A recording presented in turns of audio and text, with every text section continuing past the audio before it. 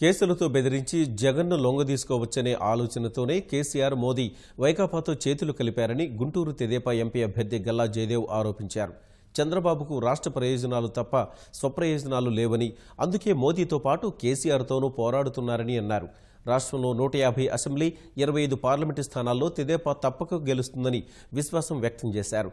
Guntur MP అభ్యర్థిగా వైకాపా నుంచి పోటీ చేస్తున్న మోదుగులపై గల్లా మండిపడ్డారు. నరేంద్ర మోడీ కేసీఆర్ ఇప్పుడు జగన్మోహన్ రెడ్డితో చేతులు కలిపి ఆయన్ని సీఎం చేయాలనుకుంటున్నారు.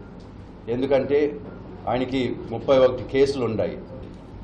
అందుకని ఆయన అయితే చెప్పిన మాట వింటారు, ప్రధానమంత్రి చెప్పిన మాట వింటారు, కేసీఆర్ చెప్పిన మాట వింటారు. కాబట్టి వాళ్ళు ప్రమోట్ చేస్తున్నారు.